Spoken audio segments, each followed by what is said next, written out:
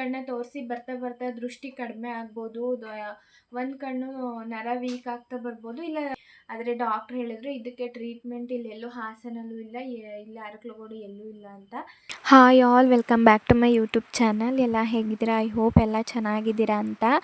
ಇವತ್ತಿನ ವಿಡಿಯೋ ಬಂದು ಮಾರ್ನಿಂಗಿಂದನೇ ಶುರು ಮಾಡ್ಕೊಂಡಿದ್ದೀನಿ. ನಾನು ಮಾರ್ನಿಂಗಿಂದ 10 o'clock ನನ್ನ ರೂಟೀನ್ ಯಾವ ಥರ ಇರುತ್ತೆ ಅಂತ ಇದೇ ವಿಡಿಯೋದಲ್ಲಿ 2 days ವ್ಲಾಗ್ನು ಇದರಲ್ಲೇ ಅಟ್ಯಾಚ್ ಮಾಡಿದ್ದೀನಿ. ಪೂರ್ತಿ ವಿಡಿಯೋನ ನೋಡಿ. ಇವಾಗ ಮಾರ್ನಿಂಗ್ ಎದ್ದು ಪಾಪು ಹೇಳೋದಕ್ಕಿಂತ ಮುಂಚೆ ಆಚೆ ಕಡೆ ಬಾಗಿಲೆಲ್ಲ ಕಸ ಗುಡಿಸಿ ಮಾಮೂಲಿ ಹೊರಗಡೆ ಕೆಲಸ ಎಲ್ಲ ಮುಗಿಸ್ಕೊಂಡು ಇವಾಗ ನಾನು ಕುಡಿಯೋದಕ್ಕೆ ಅಂತ ಹಾಟ್ ವಾಟರ್ನ ಕಾಸ್ಕೊತಾ ಇದ್ದೀನಿ.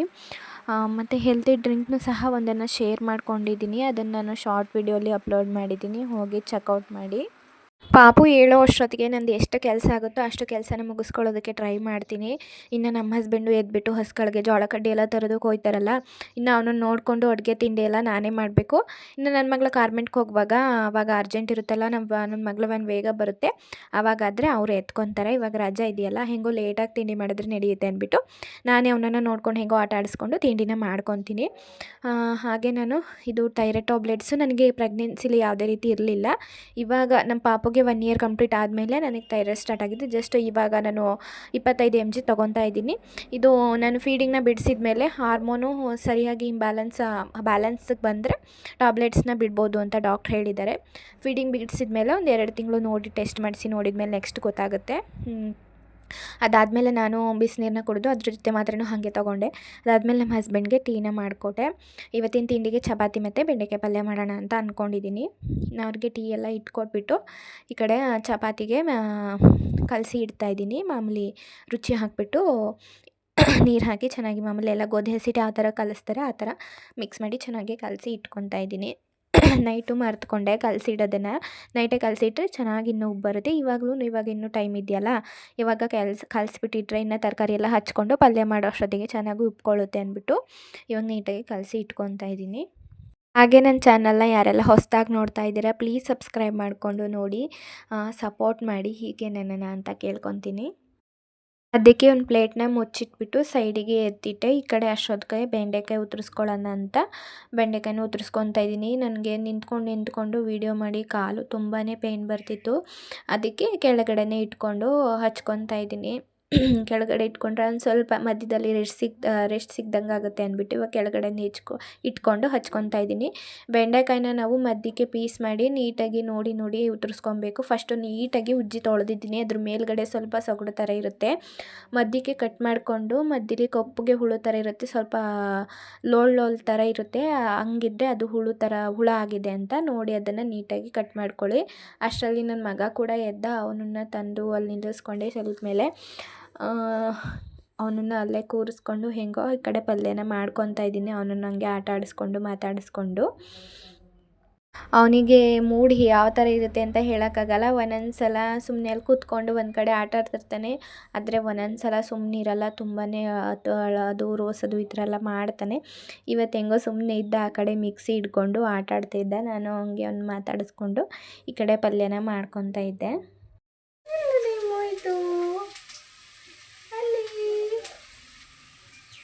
ಹಾಯ್ ಹೇಳು ಮೋಯ್ತು. ಹಾಯ್ ಫ್ಲೈನ್ ಕಿಸ್ ಕೊಡವ, ಫ್ಲೈನ್ ಕಿಸ್ ಕೊಡಿ, ಫ್ಲೈನ್ ಕಿಸ್ ಕೊಡು.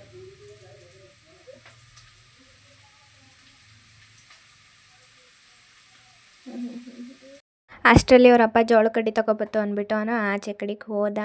ಅವನಿಗೆ ಇವಾಗ ಬೈಕಲ್ಲಿ ಸುತ್ತೋದು ತುಂಬಾ ರೂಢಿ ಆಗ್ಬಿಟ್ಟೈತೆ. ಎಲ್ಲಿಗೆ ಹೋದ್ರೂ ಅವರಪ್ಪ ಬೈಕ್ ಸ್ಟಾರ್ಟ್ ಮಾಡೋಂಗಿಲ್ಲ, ಹತ್ಕೊಂಡು ಕುತ್ಕೊಬಿಡ್ತಾನೆ, ಅಷ್ಟು ಅಡಿಕ್ಟ್ ಆಗಿದ್ದಾನೆ.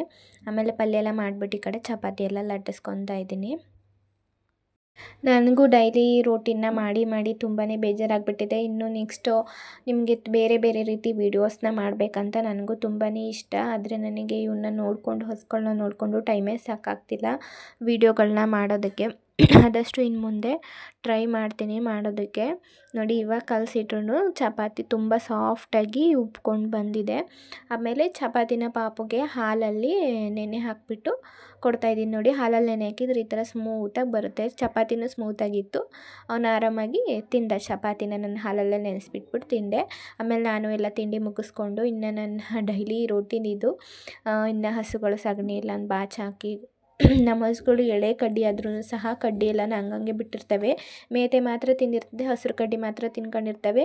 ಇನ್ನು ಕೆಳಗಡೆ ಕಡ್ಡಿ ಎಲ್ಲ ಹಂಗೆ ಬಿಟ್ಟಿರ್ತವೆ. ದಿನ ಇದೇ ರೀತಿ ವೇಸ್ಟ್ ನೋಡಿ, ಇಲ್ಲಿ ಹಸಿರು ಕಡ್ಡಿ ಎಲ್ಲ ಹಂಗಂಗೆ ಬಿಟ್ಟವೆ. ದಿನ ಇದೇ ರೀತಿ ಬಾಚಾಕೋದಾಗ್ಬಿಟ್ಟೈತೆ. ತುಂಬಾ ಮೇವನ್ನ ವೇಸ್ಟ್ ಮಾಡ್ತವೆ ನಮ್ಮನೆವಂತೂ ಹಸುಗಳು. ಅದನ್ನೆಲ್ಲ ನೀಟಾಗಿ ಗುಡಿಸಿ ಎಲ್ಲನೂ ನಾನು ತಿಪ್ಪೆಗೆ ಅದನ್ನು ಬಾಚಾಕ್ತಾಯಿದ್ದೀನಿ. ನನ್ನ ಡೈಲಿ ರೋಟೀನ್ ಇದೇ ಥರ ಇರುತ್ತೆ. ಏನೇನು ಸಿಂಧಿ ಹಸುಗಳು ಸಾಕಿರೋದ್ಮೇಲೆ ಡೈಲಿ ರೋಟೀನ್ ಸೇಮ್ ಇದೇ ಇರುತ್ತೆ. ಬೆಳಗ್ಗೆ ಏಳು, ತಿಂಡಿ ಮಾಡು, ಹೋಗು ಕೊಟ್ಟಿಗೆಗೆ, ಕಸ ಬಾಚು, ಹುಲ್ಲಾಕು, ಇದೇ ಕೆಲಸ ಇರುತ್ತೆ ಡೈಲಿ. ಇನ್ನು ಇದು ಜೋಳ ಕಡ್ಡಿ ಎಲ್ಲ ನಮ್ಮ ಮನೆಯವರೇ ಬಾಚಕ್ಕೆ ಹೋಗಿರ್ತಾರೆ. ಇವತ್ತು ಸ್ವಲ್ಪ ಕೆಲಸ ಇತ್ತು ಅಂದ್ಬಿಟ್ಟು ಬಾಚಾಕಿರಲಿಲ್ಲ, ಅದಕ್ಕೆ ನಾನೇ ಕ್ಲೀನ್ ಮಾಡ್ತಾಯಿದ್ದೀನಿ. ಅದನ್ನೆಲ್ಲ ನೀಟಾಗಿ ಗುಡಿಸ್ಬಿಟ್ಟು ಗೊಂತೆಲ್ಲನೂ ನೀಟಾಗಿ ಕ್ಲೀನ್ ಮಾಡ್ತಾಯಿದ್ದೀನಿ. ಈ ಕಡೆ ನನ್ನ ಮಗ ಮಿಷಿನ್ ಹಿಡ್ಕೊಂಡು ಆಟ ಆಡ್ತಾ ಇದ್ದ, ನಾನು ಈ ಕಡೆ ಕ್ಲೀನ್ ಮಾಡ್ಕೊತಾ ಇದ್ದೆ. ಮತ್ತು ತುಂಬ ಜನ ಕೇಳ್ತಿರ್ತಾರೆ, ನಿಮ್ಮನೆ ಎಷ್ಟು ಹಸುಗಳಿವೆ, ಎಷ್ಟು ಹಾಲು ಹಾಕ್ತೀರಾ ಅಂತ ಎಲ್ಲ ಕೇಳ್ತಿರ್ತಾರೆ. ನಮ್ಮನೆ ಈಗ ಸದ್ಯಕ್ಕೆ ಹಾಲು ಕೊಡೋ ಅಂಥ ಹಸುಗಳು 2 ಇರೋದು. ಇನ್ನು ಈ ಕಡೆ ಇದು ವರ್ಷದ ಕರು. ಇದಕ್ಕಿನ್ನು ನಾವು ಸೆನಮ್ ಕೊಡಿಸಿಲ್ಲ, ಅದು ಇನ್ನೂ ಸೆನಮ್ಗೆ ಬಂದಿಲ್ಲ, ಅದರಿಂದ ಅದು ಕೊಡಿಸಿಲ್ಲ. ಇನ್ನೊಂದು ಈ ಕಡೆ ಪುಟಾಣಿ ಕರು 2 ತಿಂಗಳದಿದೆ. ಈಗ ಸದ್ಯಕ್ಕೆ ಹಾಲು ಕೊಡೋ ಹಸುಗಳು 2 ಇರೋದು. ಇನ್ನು ಜೋಳ ಕಡ್ಡಿ ಎಲ್ಲ ಹಾಕ್ಬಿಟ್ಟು ಈಗಾಗಲೇ ಟೈಮು ಒಂದು 10:30 ಆಗಿರ್ಬೋದೇನೋ. ನಾವು 10:30ಗೆ ಮೇವನ್ನ ಸ್ಟಾರ್ಟ್ ಮಾಡ್ತೀವಿ. ಎಲ್ಲದಕ್ಕೂ ಇವಾಗ ಜೋಳ ಕಡ್ಡಿ ಎಲ್ಲನ ಹಾಕ್ತಾಯಿದ್ದೀನಿ. ಅಷ್ಟರಲ್ಲಿ ನೀರು ಬಿಟ್ಟರು. ಇನ್ನು ಅವನಿಗೆ ಒಂದು ಬೋಸಿಗೆ ಬಿಸಿನೀರು ತುಂಬಿಟ್ಬಿಟ್ಟು ಅವನು ಖುಷಿ ನೋಡಿ ನೀರೆಲ್ಲ ಆಡ್ತಿರೋದು. ಇದನ್ನು ನೆಕ್ಸ್ಟ್ ಡೇ ವ್ಲಾಗ್ನ ಕಂಟಿನ್ಯೂ ಮಾಡಿದ್ದೀನಿ. ಇವಾಗ ಬಂದು ಟೈಮ್ 10 ಗಂಟೆ ಆಗಿದೆ. ನನ್ನ ಮಗಳನ್ನ ಹಾಸ್ಪಿಟಲಿಗೆ ಕರ್ಕೊಂಡೋಗ್ಬೇಕು. ಅವಳದು ಒಂದು ಸೈಡ್ ಕಣ್ಣು ಸ್ವಲ್ಪ ಸೈಡ್ಗಿದೆ. ಅದನ್ನು ನಾವು ಎಲ್ಲಿ ಹಾಸ್ಪಿಟಲಿಗೆ ಕರ್ಕೊಂಡೋದ್ರೆ, ನಾವು ಜ್ವರ ಅಂತ ತೋರ್ಸೋಕೋದ್ರೆ ಎಲ್ಲ ಡಾಕ್ಟ್ರು ಫಸ್ಟ್ ಅವಳು ಕಣ್ಣೇ ನೋಡ್ತಿದ್ರು. ಅದನ್ನು ತೋರಿಸಿ ಅಂತ ಹೇಳ್ತಿದ್ರು. ಇವಾಗ ಹೆಂಗಿದ್ರು ರಜೆ ಇತ್ತಲ್ಲ, ಇನ್ನೇನು ಸ್ಕೂಲ್ ಸ್ಟಾರ್ಟ್ ಆಗ್ತಾ ಬಂತು. ಇವಾಗ ಹೆಂಗಿದ್ರು ಟೈಮ್ ಫ್ರೀ ಇತ್ತು, ಕೆಲಸ ಎಲ್ಲ ಮುಗ್ದಿತ್ತಲ್ಲ, ನೋಡೋಣ ತೋರಿಸ್ಕೊಂಬರೋಣ ಡಾಕ್ಟ್ರು ಏನಂತಾರೆ ಅಂತ ಅಂದ್ಬಿಟ್ಟು ನನ್ನ ಕಣ್ಣು ಸ್ವಲ್ಪ ತೋರಿಸ್ಬೇಕು. ವಿಡಿಯೋ ಎಡಿಟಿಂಗ್ ಮಾಡಿ ಮೊಬೈಲ್ ನೋಡಿ ಕಣ್ಣು ಫುಲ್ಲು ಉರಿ. ಅದಕ್ಕೆ ಒಂದು ಕನ್ನಡಕನ ಹತ್ರ ಬರ್ಸ್ಕೊಂಬರೋಣ ಅಂತ, ಹಾಗೆ ಅವಳನ್ನೂ ತೋರಿಸ್ಕೊಂಬರೋಣ ಅಂತ. ನೋಡೋಣ ಡಾಕ್ಟ್ರ್ ಏನಂತಾರೆ. ಕಣ್ಣು ಅದು ಏನೋ ಆ ಪ್ರಾಬ್ಲಮ್ ಆಗಲ್ಲ ಅಂದರೆ ಹಾಗೆ ಕಂಟಿನ್ಯೂ ಮಾಡ್ತೀವಿ. ಹಾಗೆ ಏನೂ ಸರಿ ಮಾಡಿಸೋದಕ್ಕೆ ಹೋಗಲ್ಲ. ಬರ್ತಾ ಏನಾದರೂ ವೀಕ್ ಆಗುತ್ತೆ ಅಂತ ಅಂದರೆ ನೋಡೋಣ ಏನಂತಾರೆ ಡಾಕ್ಟ್ರು. ಇವಾಗ ನನ್ನ ಮಗಳನ್ನ ಹಂಡ್ರಂಗಿ ಕಳಿಸಿದ್ದೆ ನಮ್ಮನ ಮನೆಗೆ. ಅಲ್ಲಿಂದ ನಮ್ಮ ಮನೆಯವ್ರು ಇವಾಗ ಕರ್ಕೊಂಬರ್ತಾರೆ. ಇವನನ್ನು ಅಲ್ಲಿ ಬಿಟ್ಬಿಟ್ಟು ನಾವು ಅಲ್ಲಿಂದ ಅರ್ಕಲ್ಗೋಡ್ಗೆ ಹೋಗಿ ತೋರಿಸ್ಕೊಂಬರೋಣ ಅಂತ.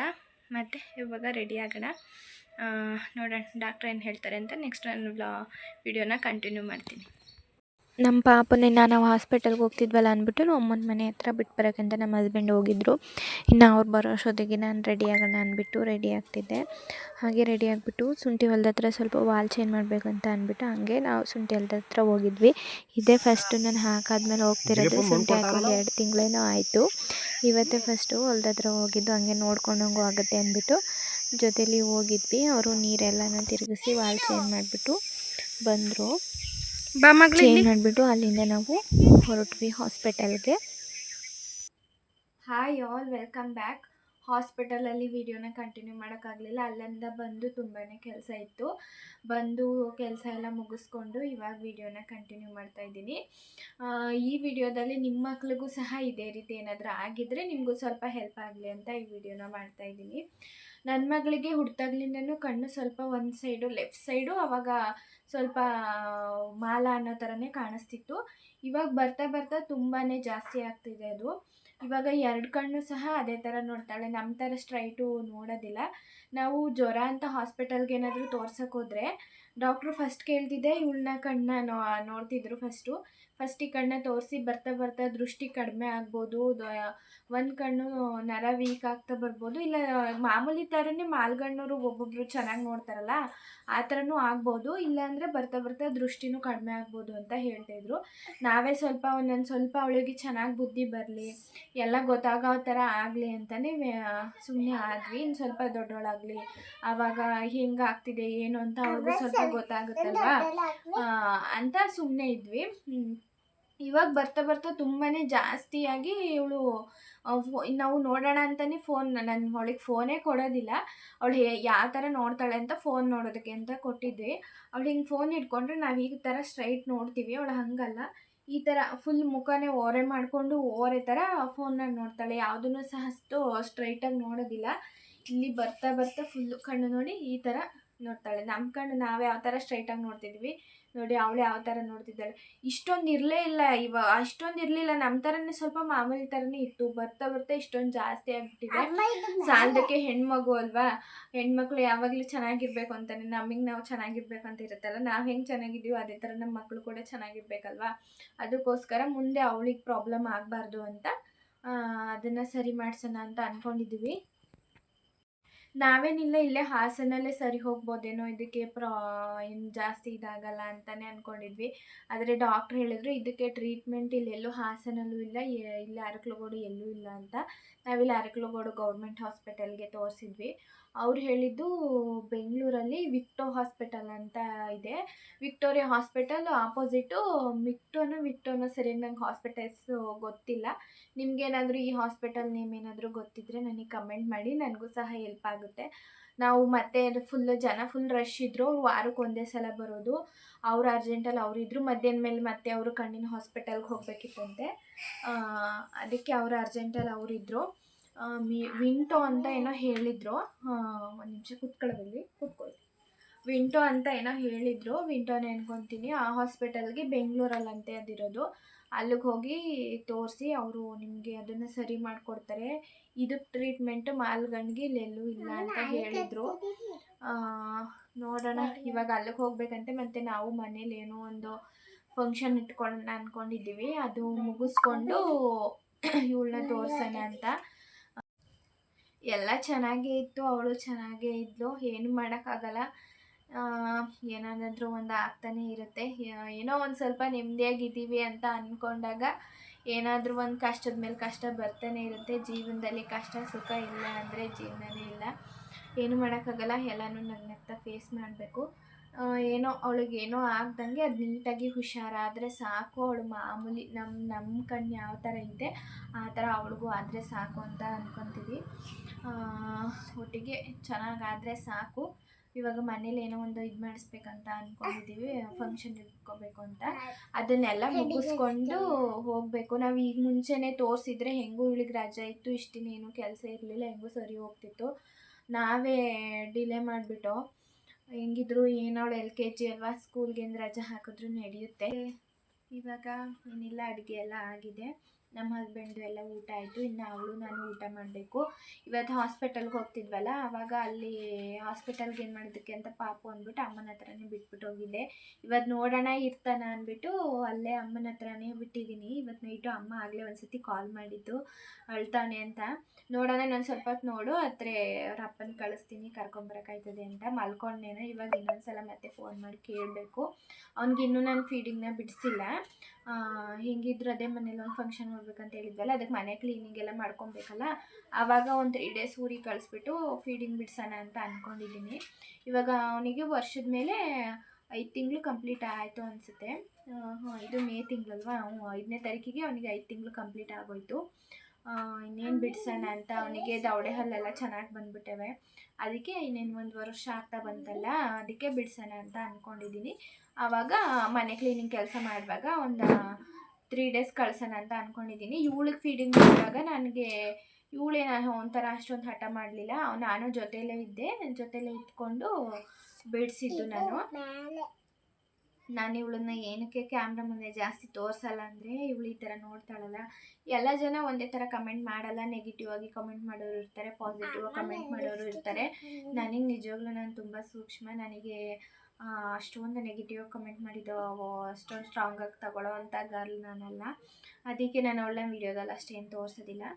ಅವಳು ಕಣ್ಣು ಚೆನ್ನಾಗಿ ಆದಮೇಲೆ ನಾನು ನನ್ನ ಮಗಳನ್ನ ವೀಡಿಯೋದಲ್ಲಿ ತೋರಿಸ್ತೀನಿ. ಅಲ್ಲಿವರೆಗೂ ಸ್ವಲ್ಪ ಅವಾಯ್ಡ್ ಮಾಡ್ತೀನಿ ಅಷ್ಟೇ. ಅದಕ್ಕೋಸ್ಕರನೇ ನಾನು ಅವನ್ನ ಜಾಸ್ತಿ ತೋರಿಸ್ತಿರ್ತೀನಿ, ಇವಳನ್ನ ಜಾಸ್ತಿ ತೋರಿಸೋದಿಲ್ಲ. ಇನ್ನು ಮುಂದೆ ವೀಡಿಯೋಸ್ನ ಮಾಡೋದಕ್ಕೆ ಟ್ರೈ ಮಾಡ್ತೀನಿ ಆದಷ್ಟು. ಮತ್ತು ಇಲ್ಲಿ ವೀಡಿಯೋನ ಅಪ್ಲೋಡ್ ಮಾಡೋದಕ್ಕೆ ನೆಟ್ವರ್ಕೇ ಸಿಗೋದಿಲ್ಲ. ಏನಕ್ಕಾದರೂ ನಾವು ಮನೆಯಿಂದ ಆಚೆನೇ ಹೋಗಬೇಕು. ಅದರಿಂದ ಸ್ವಲ್ಪ ಹಿಂಸೆ ಆಗ್ತಿದೆ. ಆದಷ್ಟು ಮುಂದೆ ನಾನು ಒಳ್ಳೊಳ್ಳೆ ವೀಡಿಯೋಸ್ನ ಮಾಡೋದಕ್ಕೆ ಟ್ರೈ ಮಾಡ್ತೀನಿ. ಐ ಹೋಪ್ ಈ ವಿಡಿಯೋ ನಿಮ್ಗೆ ಇಷ್ಟ ಆಗಿದೆ ಅಂತ. ಮತ್ತೆ ಮುಂದಿನ ವೀಡಿಯೋದಲ್ಲಿ ಸಿಗೋಣ. ಓಕೆ ಫ್ರೆಂಡ್ಸ್, ಬಾಯ್.